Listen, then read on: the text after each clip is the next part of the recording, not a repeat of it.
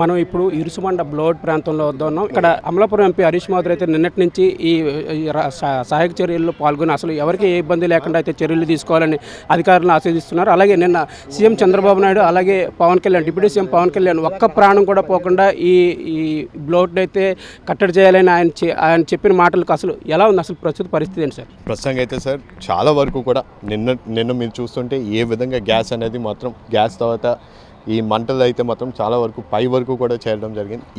ఇప్పుడు మనం చూస్తుంటే చాలా వరకు దాన్ని కంట్రోల్ చేసాం. 80% వరకు కూడా ఇప్పుడు మేము కూడా అధికారులతోనే ఓన్ చేసి వాళ్ళతో మాట్లాడితే నిన్నటికి ఈ రోజు సుమారు 80% వరకు తగ్గిన పరిస్థితి అనేది వాళ్ళు కూడా తెలియపరుస్తున్నారు. కానీ ఇప్పుడు కూడా ఏంటంటే మా ఆలోచన దాన్ని మనం కంట్రోల్లోకి తీసుకురావాలి. అదేవిధంగా మేము పనిచేస్తాం. ఇప్పుడు కూడా వాళ్ళందరితో మాట్లాడడం, వాళ్ళు కూడా ఇప్పుడు ఏంటంటే ఇప్పుడు మెషినరీ ఎక్విప్మెంట్ కూడా దగ్గర వరకు వెళ్ళగలుగుతుందండి. కాబట్టి ఇప్పుడు మనం ఏంటంటే మా కార్యాచరణ ఏంటంటే ఇప్పుడు దాని చుట్టుపక్కల ఉన్న డెబ్రీస్ అన్నింటినీ కూడా తీసేసిన తర్వాత అప్పుడు మాకు క్లియర్ లైన్ ఆఫ్ సైట్ ఉంటుంది. క్లియర్ లైన్ ఆఫ్ సైట్ ఉన్నప్పుడు మాకు ఆ పైప్ విషయాన్ని పూర్తిగా మాకు విజిబుల్గా ఉన్నప్పుడు వాళ్ళు ఒకసారి చూసి దాన్ని అసెస్ చేసి ఏ విధంగా దాన్ని పైనుంచి క్యాప్ చేస్తారో లేకపోతే కింద నుంచి లిక్విడ్ అనేది పంప్ చేస్తారో ఇవన్నీ సర్టెన్ చాలా ఆప్షన్స్ ఉన్నాయి వాళ్ళకి. కానీ అది విజిబుల్ లైన్ ఆఫ్ సైట్ అది చూసినంత వరకు వాళ్ళు దాన్ని ఏది ఉపయోగించాలో అనేది పూర్తి క్లారిటీ ఉండదు.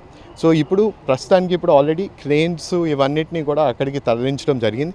చుట్టుపక్కల ఉన్న డెబ్రీస్ అన్నింటినీ కూడా తీయడం అనేది ప్రారంభమైంది. ఇప్పుడు ఇక్కడ ఇది చిన్నగా ఉంది, ప్రాణ నష్టం ఏది లేదు కాబట్టి అధికారులు, ప్రజాప్రతినిధులు, ప్రజలు కూడా ఊపిరి పీల్చుకున్నారు. గతంలో నగరం కానీ కేశనపల్లి బ్లోడ్ కానీ అది 2.5 నెలలు మండింది. నగరంలో ప్రాణ నష్టం కూడా జరిగింది.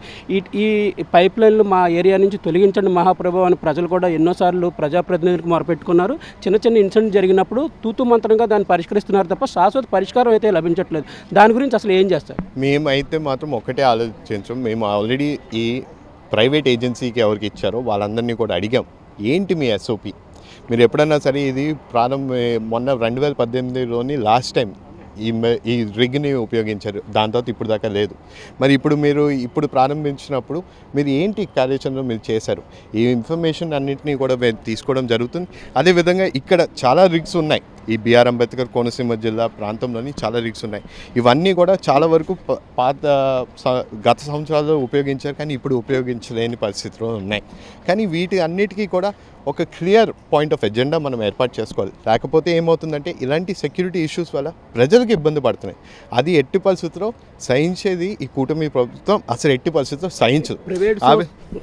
ఆ విధంగా మేము కూడా ఇప్పుడు దీని నుంచి ఇప్పుడు మేము ఈరోజు ఇది కంట్రోల్లోకి వచ్చింది. పూర్తి కంట్రోల్ వచ్చిన తర్వాత ఖచ్చితంగా దీన్ని ఒక ఎస్ఓపి కింద తయారు చేసుకుంటూ దీన్ని ఒక స్టడీగా తీసుకుంటూ దీని నుంచి మేము రేపు అన్నది ఎవరైనా సరే ఇంకా ఉన్న రిగ్స్నైనా సరే దాన్ని మనము రేపన్నా నాడు ప్రైవేట్ ఏజెన్సీకి ఇస్తున్నారంటే కూడా దాన్ని ఏ విధంగా మనం స్ట్రిక్ట్ యాక్షన్స్ మనం ఎన్ఫోర్స్ చేయాలో ఇవన్నిటిని కూడా రూపొందిస్తామని కూడా తెలియపరచుకోవాలి. ప్రైవేట్ ఏజెన్సీ అసమర్థత వల్ల వారు సరైన రక్షణ చర్యలు పాటించకపోవడం వల్లే ఈ విపత్తు సంభవించిందని చెప్తున్నారు. అవును, ప్రస్తుతానికైతే మాత్రం నేను ఒకటే చెప్తాను. ప్రస్తుతానికైతే మాత్రం మేము ఇంకా చాలా ఇన్వెస్టిగేషన్ ఉంది దాని మీద. ఇప్పుడు చాలా ఇన్వెస్టిగేషన్ ఉంది. ఆ ఇన్వెస్టిగేషన్ చేయాలి. అది పూర్తి చేసిన తర్వాతే మనం ఏదైనా కంక్లూషన్కి రాగలుగుతాం. ప్రస్తుతానికి ఆ ఇన్వెస్టిగేషన్ చేయడానికంటే మాత్రం ఇప్పుడు ఉన్న ఓఎన్జీసీ అయినా సరే, ప్రైవేట్ ఏజెన్సీ అయితే సరే వాళ్ళందరూ ఫీల్డ్లో ఉంటూ దీన్ని అదుపులోకి తీసుకొచ్చే విధంగా వాళ్ళందరూ కూడా అక్కడ స్థానికంగా ఉన్నారు.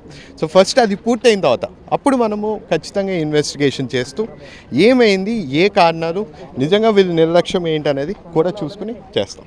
కోనసీమ జిల్లాలో గతంలో ఎన్నో అనుభవాలు జరిగాయి. ఆ అనుభవాల నుంచి గుణపాఠాలు నేర్చుకోకుండా ఇదే తరహా వీళ్ళు ప్రవర్తిస్తున్నారు. అసలు నేను ఒక్కటే తెలియపరుస్తానండి, ఖచ్చితంగా ఇందులోనే ఆ హ్యూమన్ ఎర్రర్ వచ్చినా లేకపోతే వీళ్ళు ప్రైవేట్ ఏజెన్సీ వాళ్ళ నిర్లక్ష్యం అనేది ఏదైనా తెలిసినా ఖచ్చితంగా వాళ్ళకి కఠిన చర్యలు మేము ఖచ్చితంగా తీసుకుంటామని కూడా ప్రజలందరికీ కూడా నేను హామీ ఇస్తాను.